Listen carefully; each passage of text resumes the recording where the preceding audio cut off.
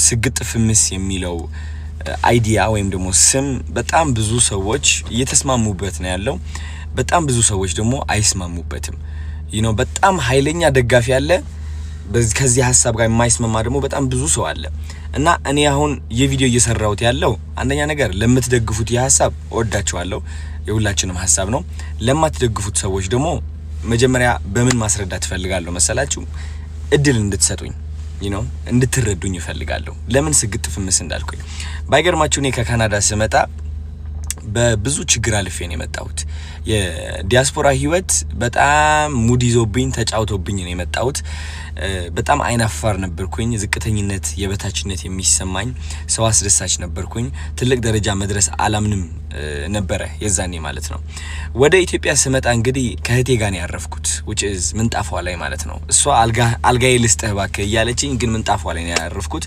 ለ7 አመት ሙሉ ካናዳ ኖሬ እንግዲህ አስቡት ተመልሼ ኢትዮጵያ ላይ የህቴ ምንጣፍ ላይ ስተኛ ይህ ምን ያህል ዳሜጅ እንዳደረሰብኝ ውስጤ ልገልጽላችሁ አልችልም። እና ቁጭ ብዬ ያሰብኩትና እኔ ለምንድን ነው መሰቃየው? ለምንድን ነው ህይወቴ ወደምፈልገው አቅጣጫ የማይሄድልኝ? ለምንድን ነው ምፈራው? ለምንድን ነው ማፍረው? ለምንድን ነው ምደበቀው? ለምንድን ነው ወደ ምፈልግበት ደረጃ በቀጥ ብዬ የማልሄደው የሚል ጥያቄ አይምሮዬ ላይ ሁሌም ጉብ ማለት ጀመረ። because ሁሌም እንዲሳካልኝ ሞክራለሁ፣ እነሳለሁ፣ ግን ወድቃለሁ፣ እፈራለሁ፣ እሸሻለሁ፣ እደበቃለሁ። ገባችሁ አይደል? እና እነዚህ ሁሉ ጥያቄዎች ራሴን ስጠይቅ ያገኘሁት መልስ ምንድነው?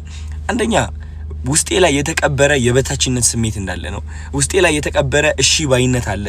በቃ ሁሌም መስማማት በምፈልገው በማልፈልገው ነገር ሰውን ለማስደሰት ፍቅር ፍለጋ ራሴን ፍቅር መስጠት አልችልም ነበር።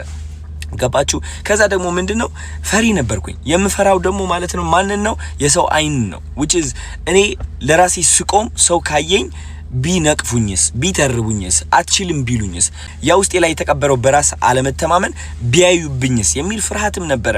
ከነዚህ ሁሉ ፍርሃቶች ለማለፍ እድሜ ልኬ ሞክሬያለሁ። ካናዳ ያለው ሞክሬያለሁ። እኔ ቢያልሄድኩበት መንገድ የለም። በጣም ብዙ ነገር ሞክሬያለሁ። ግን በመጨረሻ አይ ቲንክ እግዚአብሔር ልቤ ውስጥ ያስቀመጠልኝ ቃል ብትኖር ሰግጥ የሚለው ቃል ነው። እኔ ማርያምን ነው የምላችሁ። ማርያምን ሰገጤ የሚለው ቃል አላቀውም ነበር። በማርያም ስም እየማልኩኝ ነው ያለሁት። አላቀውም፣ አንብቤው አላቅም፣ ከየት አባቱ እንደመጣ አላቅም። ይሄ ቃል ትርጉሙን ስለማላቀው ነው ደፍሬ የተናገርኩት ብዬ አስባለሁ። ግን ሰገጤ የሚለው ቃል ልቤ ላይ አረፈ። ከዛ ሰግጥ ብዬ ቪዲዮ ለቀቅኩኝ። ይህ ቃል ምን ያህል ኃይል እንዳለው አላወቅኩኝም። ምን ያህል ሰዎች እንደሚቀሰቅስና እንደሚያነቃቃ አላወቅኩኝም። ግን እቺ ቃል ምን አረገችኝ መሰላችሁ? የውስጤ ፍርሃት ሸፈነችው፣ አሸነፈችው። የውስጤ በራስ አለመተማመን አሸነፈችው። እቺ ቃል ምንድነች? ከየት ነው የመጣችው? ማን ነው የሰጠኝ? ለካ ሰገጤ ማለት አይ ቲንክ ፋራ ነው መሰለኝ። ገባችሁ? የዛኔ ነው ሆኜ እያሰብኩት ያለው ሰገጤ ማለት ፋራ ማለት ነው። ከዛ ይህ ቃል በመጠቀሜ ምክንያት በጣም ብዙ ሰዎች አዲስ የሆነ ብሬክ ትሩ ይባላል አዲስ የሆነ አስተሳሰብ መገንባት እየጀመሩ እንደሆነ ተመለከትኩኝ። which is አይናፋር የነበረው ደፋር መሆን ጀመረ። ፈሪ የነበረው አለመፍራት ጀመረ። ባይዘ ወይ አለመፍራት ስላችሁ ለዓላማ መቆም ነው። አንዳንድ ሰዎች ለዓላማቸው መቆም አይችሉም። የሚፈሩት ተረባን ነው። ባይዘ ወይ ኦኬ፣ የሚፈሩት ተረባን ነው። ኦኬ፣ እሱ ነገር እቺ ቃል ይህ ሁሉ ነገር እየቀየረ እንደሆነ ታዘቡ። ከዛ እነዚህ ሁሉ ሰዎች ሲቀየሩ ሳይ እኔም ለራሱ ማስተንተን ጀመርኩኝ። ይህ ሰግጥ የሚለው ነገር ምንድነው? ምን ያህል ኃይል ቢኖረው ነው የሰው አይምሮ እንደዚህ እየቀየረ ያለው? ለካስ እንደ አንድ ኢትዮጵያ በጣም የሚያጠቃን ነገር ምንድነው? ዩሊንታ ነው። ዩሊንታ በጣም ያጠቃናል።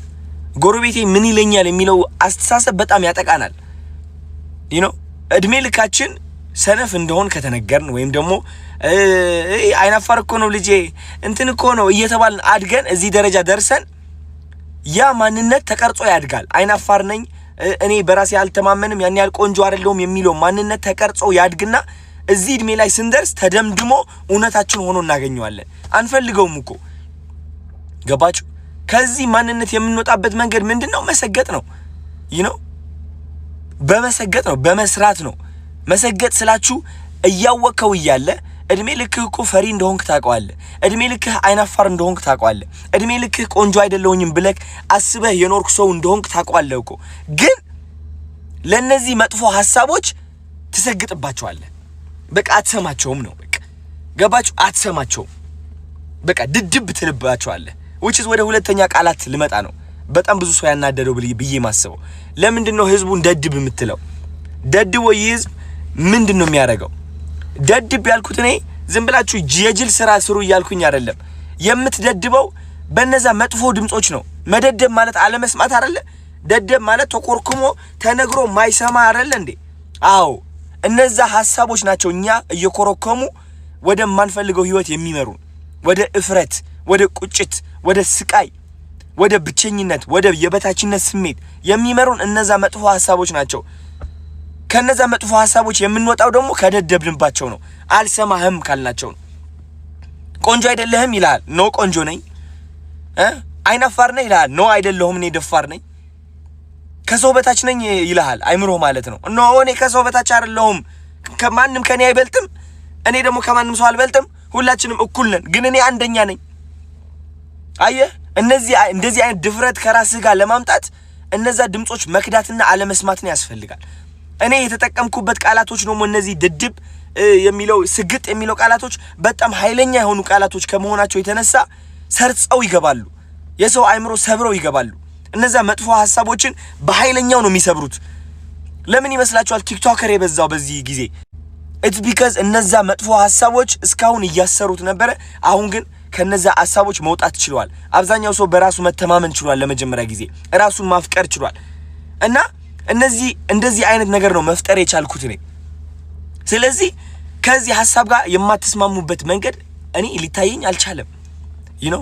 እንደ በጣም ብዙ ተከታታዮች አላችሁኝ አሁን ይህ ቪዲዮ የምትመለከቱ ሳትናደዱ የሆነ እኛንን ትክክል ብላችሁ ለመፎከር ሳትሞክሩ ቁጭ ብላችሁ እንደዚህ ሐሳባችሁ ብታጋሩ እነዚህ በሰግጥና በድድብ ማለት በድድብ ለበረከቴ ስግጥ ለበረከቴ የሚለው ነገር የማይስማሙ ሰዎች ለማሳመን ብንሞክርስ ሁላችንም ሆነ እንዴት እያገዘንና ህይወታችን እንዴት እየቀየረ እንደሆነ ለማሳየት ብንሞክርስ?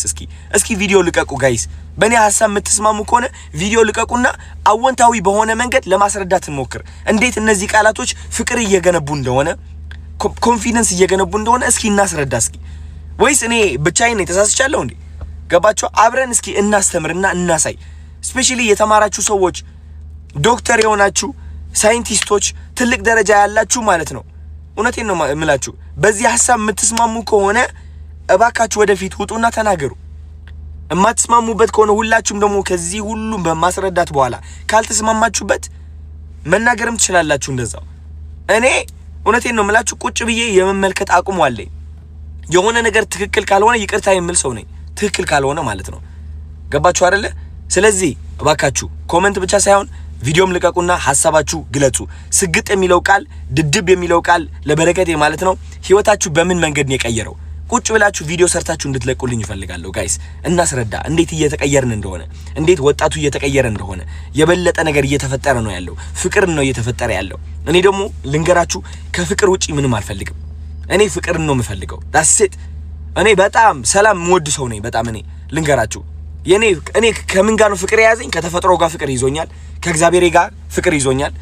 እግዚአብሔርን ከዛ ውጪ ምንም የለኝም። እኔ ምንም ያዝኩት ሐሳብም የለም። ገባችሁ አይደል? ሰላምን ነው የምፈልገው። እውነቴን ነው የምላችሁ። እና እናንተም የኔ ተከታታዮች እንደዛ እንድትፈልጉ ነው የምፈልገው። በቃ እኔ ለፍቅር እንድትቆሙ፣ ለኮንፊደንሳችሁ እንድትቆሙ፣ ክሪኤቲቪቲ ኢንተርናሽናል እንድንሆን ኢትዮጵያ እንደ ኢትዮጵያ ማለት ነው ይዘን ወደ አፍሪካ፣ ከአፍሪካ ደግሞ ወደ ውጭ ሀገር ታለንትድ የሆኑ ሰዎች እንዲወጡ ነው አላማዬ። ከዚህ ውጪ ምንም የለም። ገባችሁ? እና እግዚአብሔር ይመስገን ሁሉም ነገር እየተቀየረ ነው ያለው። ሐሳባችሁ ስጡበት። ወዳችኋለሁ።